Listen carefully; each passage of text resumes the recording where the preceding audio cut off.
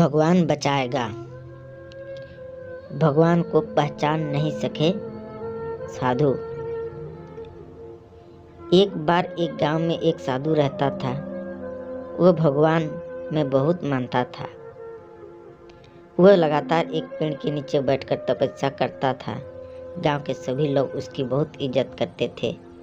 फिर एक बार गांव में बहुत भीषण बाढ़ आ गई। हर तरफ पानी ही पानी दिखाई दे रहा था। सभी अपनी जान बचाने के लिए इधर उधर दौड़ रहे थे। कोई लोग ऊंचे स्थानों की तरफ बढ़ने लगे। इसी बीच लोगों ने देखा कि साधु बाबा पेड़ के नीचे ही बैठे हैं। सभी ने उन्हें सलाह दी कि वह अपनी जगह छोड़ दे और भाग चले। लेकिन साधु महाराज ने कहा कि तुम लोग अपनी जान बचाओ, मुझे तो मेरा भगवान बचाएगा। धीरे धीरे पानी बढ़ता गया। साधु अपनी जगह पर ही रहा। पानी साधु की कमर तक पहुंच गया था। फिर इतने में ही उसके पास से एक नाव गुजरी।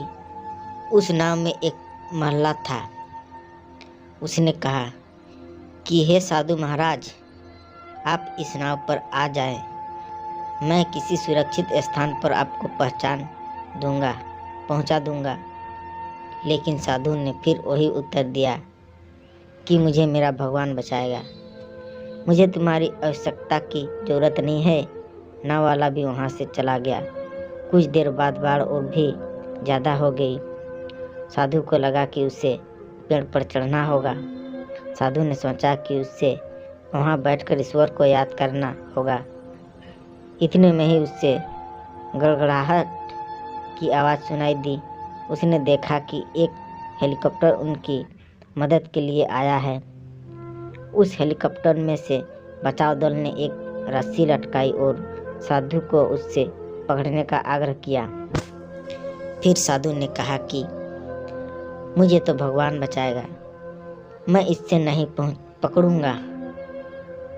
बचाव दल भी यह सुन चला गया।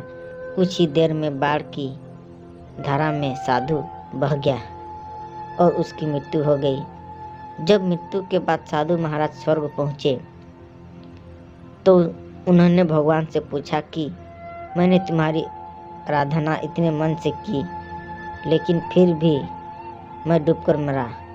तुम मुझे बचाने नहीं आए, आपने ऐसा क्यों किया? भगवान ने साधु महाराज से कहा कि मैं 3 बार तुम्हारी मदद करने आया। एक बार ग्रामीण के रूप में, एक बार नाव वाले के रूप में और तीसरी बार बचाव दल के रूप में। लेकिन तुम मुझे पहचान नहीं पाए। इस कहानी से हमें यह सीख मिलती है कि ईश्वर हमें कोई मौके देता है,